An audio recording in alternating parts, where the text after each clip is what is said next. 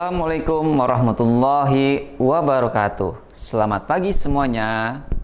Bertemu lagi dalam pelajaran sejarah kelas 11 bersama Pak Zainal. Apa kabar Anda semuanya? Semoga Anda selalu dalam keadaan sehat. Alhamdulillah, hari ini kita masih diberikan kesehatan. Maka kita harus semangat belajar untuk mewujudkan syukur kita. Karena Allah tidak akan mengubah suatu kaum melainkan dirinya sendiri. Dijelaskan dalam Al-Quran Ar-Ra'd ayat 11. Baiklah Ananda, siap untuk belajar hari ini? Siap dong. Nah, dalam video pembelajaran kali ini kita akan membahas faktor-faktor apakah yang melatar belakangi munculnya nasionalisme di Indonesia. Sudah siap? Mari kita mulai. Tujuan pembelajaran kita kali ini adalah peserta didik mampu menganalisis perkembangan nasionalisme di Indonesia sejak awal abad ke-20. Sebelum kita bahas lebih lanjut, kita terlebih dahulu membahas pengertian apa itu nasionalisme. Menurut Kamus Besar Bahasa Indonesia, nasionalisme diartikan sebagai paham untuk mencintai bangsa dan negara sendiri. Jadi, nasionalisme adalah rasa cinta dan kebanggaan terhadap negara sendiri. Orang yang memiliki nasionalisme ingin negaranya bebas dari penjajahan, adil dan sejahtera. Baiklah anak-anak semuanya, kita akan membahas faktor-faktor apa sajakah yang melatar belakangi munculnya nasionalisme di Indonesia. Faktor yang pertama, penjajahan dan penindasan. Salah satu faktor utama lahirnya nasionalisme adalah penjajahan. Ketika suatu negara dijajah, masyarakatnya pasti mengalami penderitaan karena eksploitasi ekonomi dan penindasan, di mana Indonesia sistem tanam paksa yang dilakukan oleh Belanda membuat rakyat menderita. Akibatnya apa? Munculnya perlawanan. Bismillahirrahmanirrahim. Merdeka! Saudara-saudara, rakyat jelata di seluruh Indonesia, terutama saudara-saudara penduduk kota Surabaya. Kita semuanya telah mengetahui bahwa hari ini tentara Inggris telah menyebarkan pamflet-pamflet yang memberikan suatu ancaman kepada kita semua untuk dalam waktu yang mereka tentukan menyerahkan senjata-senjata yang telah kita rebut dari tangannya tentara Jepang, supaya kita semua datang pada mereka itu dengan membawa bendera putih, tanda bahwa kita menyerah kepada mereka, bahwa kau sekalian akan mengancam kita untuk menggempur kita dengan seluruh kekuatan yang ada. Tetapi inilah jawaban kita. Selama banteng-banteng Indonesia masih mempunyai darah merah yang dapat membuat setarik kain putih, merah dan putih, maka selama itu tidak akan kita mau menyerah kepada siapapun juga. Kita tunjukkan bahwa kita ini adalah benar-benar orang yang ingin merdeka. Semboyan kita tetap merdeka atau mati. Dan kita yakin saudara-saudara, pada akhirnya pastilah kemenangan akan jatuh ke tangan kita. Sebab Allah selalu berada di pihak yang benar. Percayalah saudara-saudara, Tuhan akan melindungi kita sekalian. Allahu Akbar, Allahu Akbar, Allahu Akbar. Merdeka! Faktor yang kedua, pendidikan dan kebangkitan intelektual. Pendidikan juga berperan penting saat orang mulai belajar di sekolah, terutama sekolah-sekolah barat. Mereka mulai memahami konsep kebebasan dan keadilan. Orang-orang terdidik ini menjadi pelopor kebangkitan nasional. Misalnya lahirnya Budi Utomo yang didirikan oleh pelajar Stovia pada tahun 1908.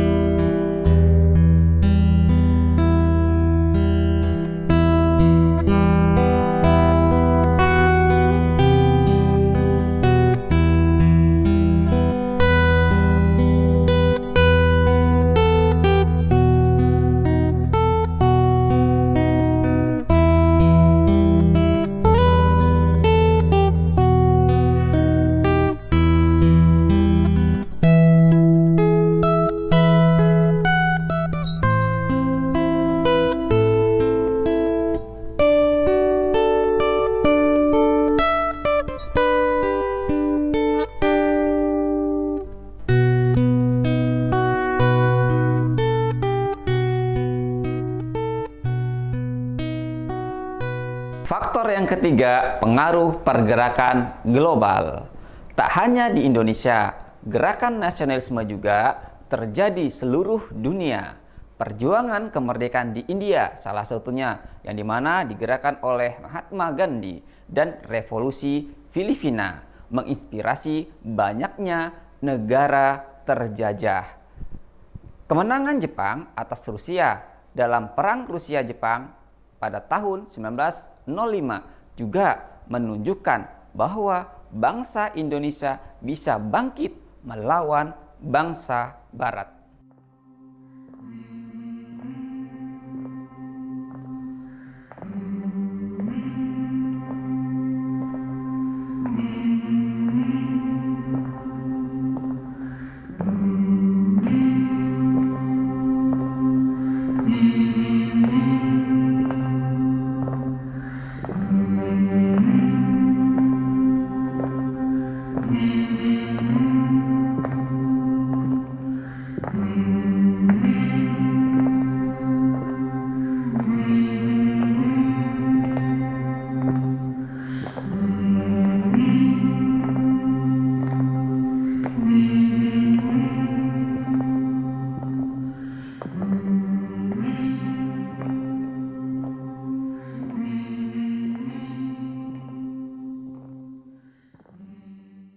Yang keempat, kesadaran nasionalisme. Seiring waktu munculnya kesadaran di masyarakat bahwa mereka memiliki budaya, bahasa, dan sejarah yang sama. Kesadaran ini memperkuat rasa persatuan di Indonesia. Puncaknya adalah Sumpah Pemuda tahun 1928 yang mengikrarkan satu tanah air, satu bangsa, dan satu bahasa. Sumpah Pemuda, satu, kami putra dan putri Indonesia, mengaku bertumpah darah yang satu, tanah Indonesia. Dua, kami putra dan putri Indonesia, mengaku berbangsa yang satu, bangsa Indonesia.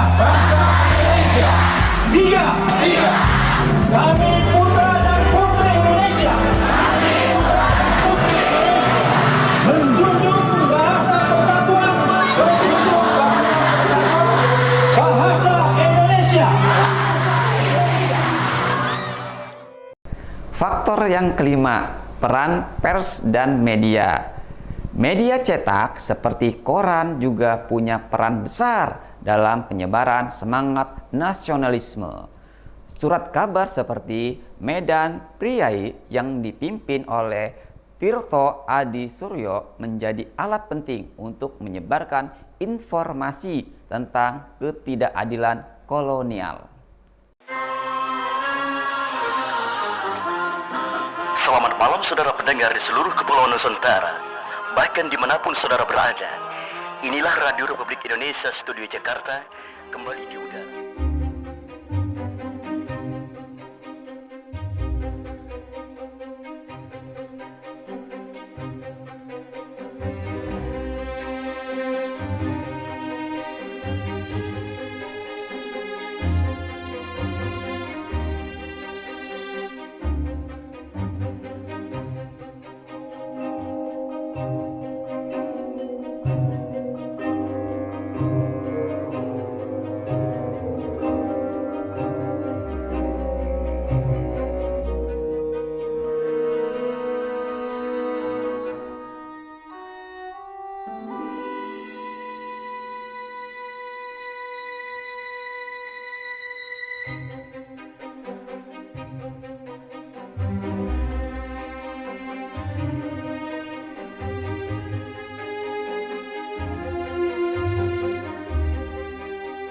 Faktor yang keenam, diskriminasi rasial dan sosial.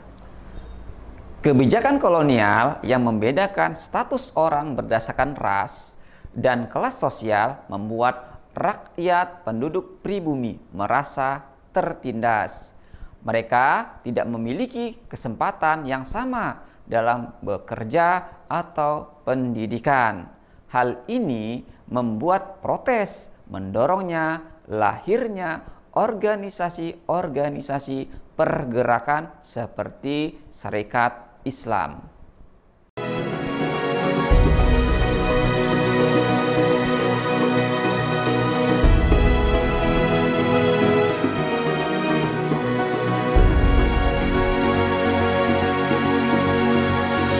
Revolusi Indonesia menuju kepada sosialisme. Revolusi Indonesia menuju kepada dunia baru.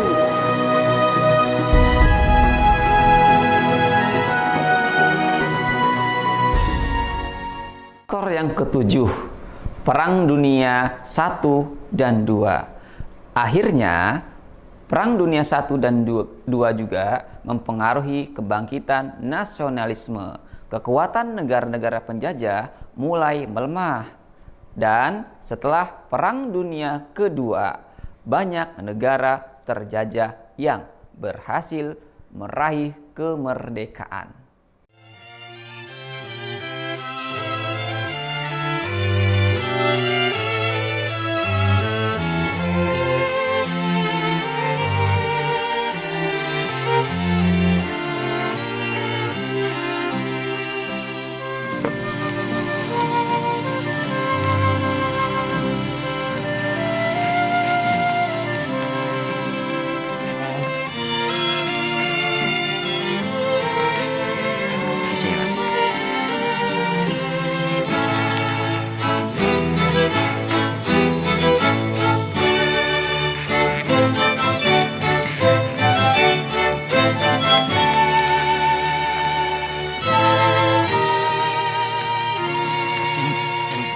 Demikian teman-teman, itulah beberapa faktor yang melahirkan semangat nasionalisme, baik di Indonesia maupun di seluruh dunia.